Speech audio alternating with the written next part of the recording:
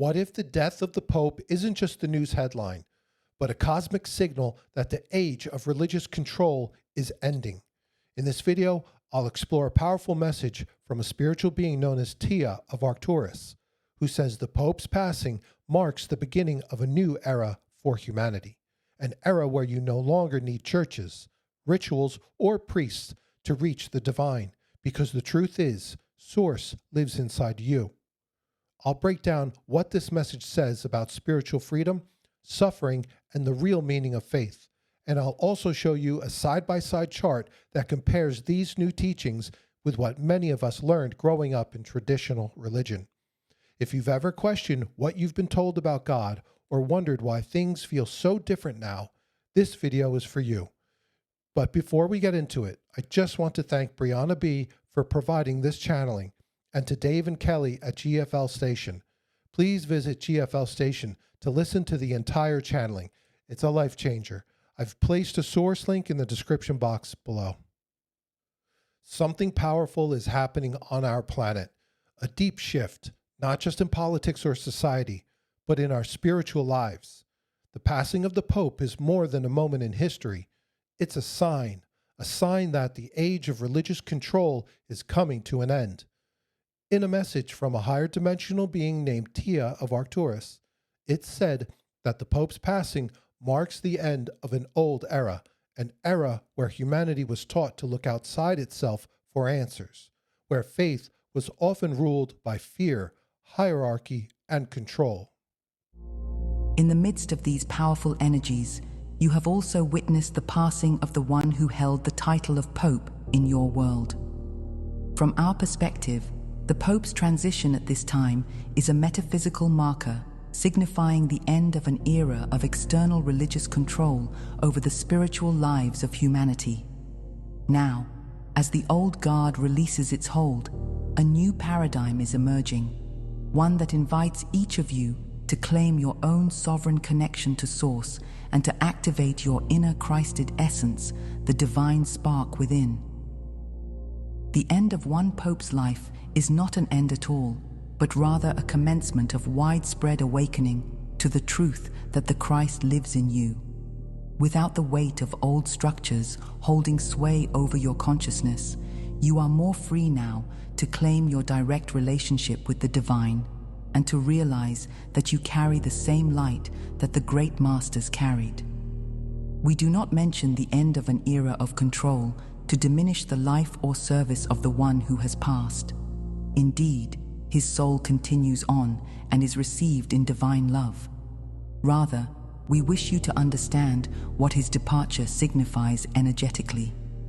If you feel grief or uncertainty now, know that the spiritual guidance you seek has not left you. In fact, it now moves more strongly into your own heart. The power that was once concentrated in a single figure is now being shared by all, as each person awakens to their inner priesthood and sovereign connection to God. This is not the end of faith or community, but a transformation of them. Outer forms may change, yet the sacred truth at the core, your unity with Source, only grows stronger. In embracing your inner Christ essence, you each become keepers of the divine flame in your own lives, a flame that no external authority can extinguish.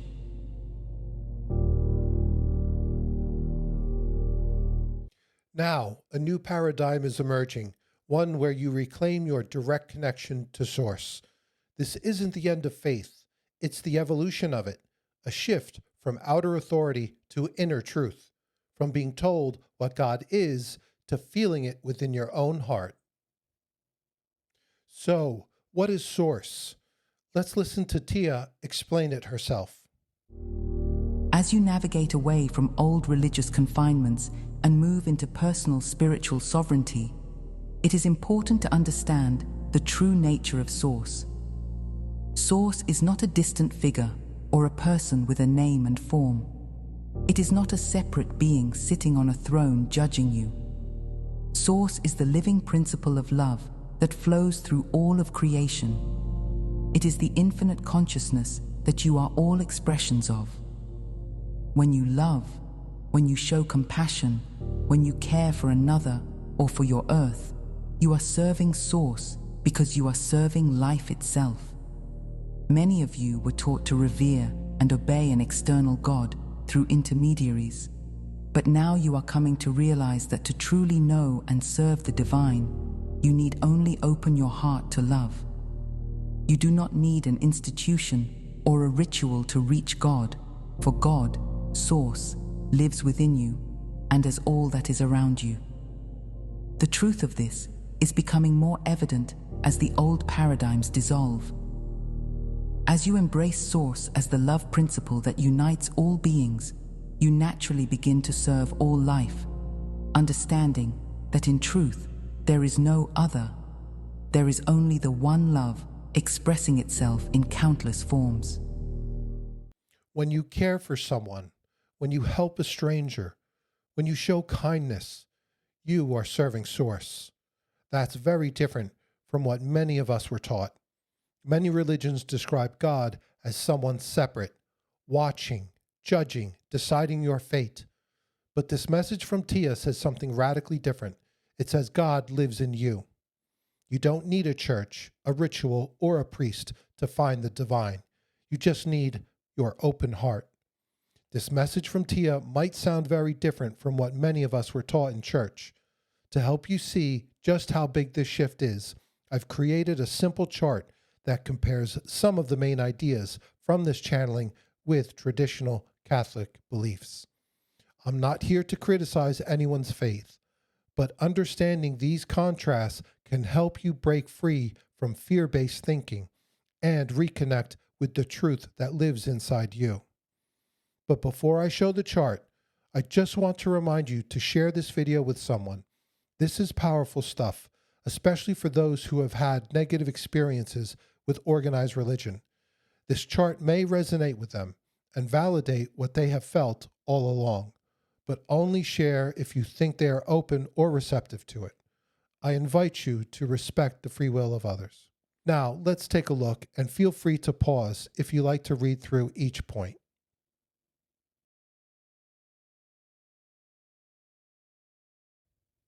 This new way of seeing also changes how we understand suffering. Let's listen to Tia again.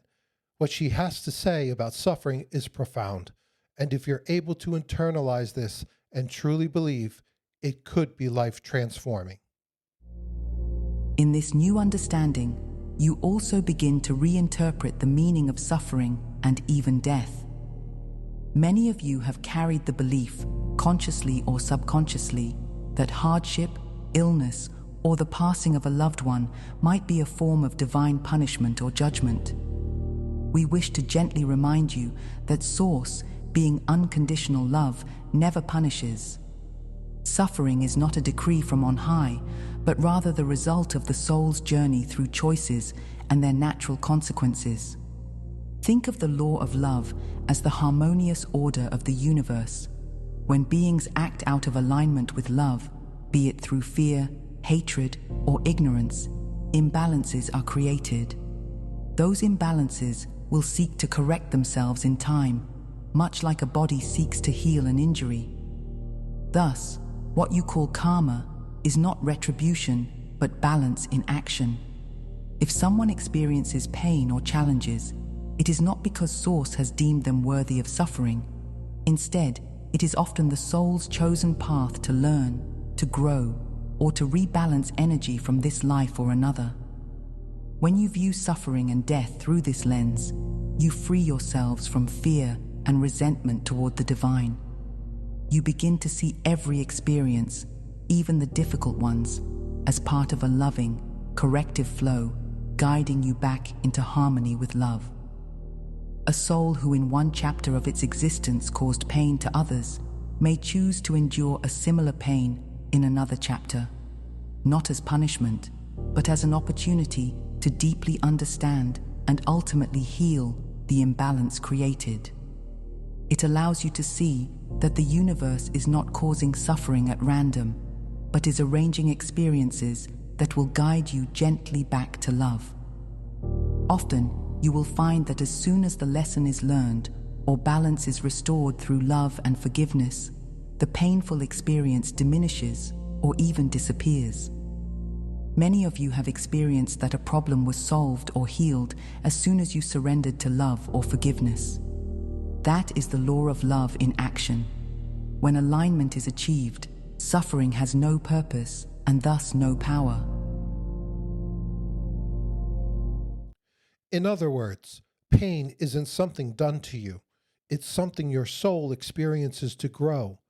Even illness, loss, and heartache are part of your soul's evolution. You're not being tested. You're being transformed. And as soon as the lesson is received, the pain can ease. The storm can pass. That's not judgment. That's balance. In this new age of awakening, spirituality isn't about proving yourself to God. It's about living from the heart. Here's Tia one last time. With these profound shifts underway, the spiritual path itself is transforming from one of outer observance to one of inner embodiment. We wish to emphasize the importance of qualities such as service, humility, and surrender in your lives, as opposed to an over-reliance on ritual or religious dogma.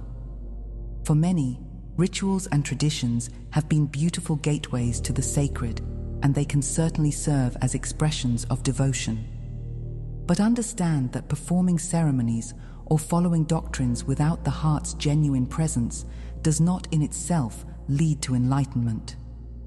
The Christ energy blossoming within you thrives on the lived experience of love and unity, not on how well one adheres to prescribed rules. Consider the example of the greatest spiritual masters. They lived in profound service to others, in humility, and in surrender to the divine will. Jeshua, as you know, washed the feet of his disciples to demonstrate that true leadership is service. He taught that the spirit of the law matters more than the letter of the law. In this time of awakening, you are remembering that it is through serving your fellow beings and through acts of kindness, through the willingness to let higher wisdom guide you, that you come closest to Source. Humility opens your heart. Surrender allows grace to flow through you, and service anchors the light into the physical world. These qualities matter far more in the grand scheme than any outer show of piety. As the structures of organized religion shift or fall away, what will remain is the purity of the connection you foster with the divine by how you live and love each day. Indeed, a single sincere prayer, spoken from the heart, carries more spiritual weight than 1,000 hollow recitations. In truth, your very life becomes the prayer. Every loving thought, every compassionate act is a holy sacrament in the living temple of the divine. You don't have to follow every rule or ritual. What matters most is how you live, how you treat others, how you forgive, how you serve. This message doesn't attack religion, it honors the past, but invites us into something new. It tells us you are not separate from the divine, you are not broken, you are already sacred, already loved, already whole. The death of the Pope is not the end, it's the beginning, the start of a new spiritual chapter on earth, where divinity isn't found above you, but within you. The old world is fading, the new one is rising, and you are the light leading the way. You are divine, you are free, you are love.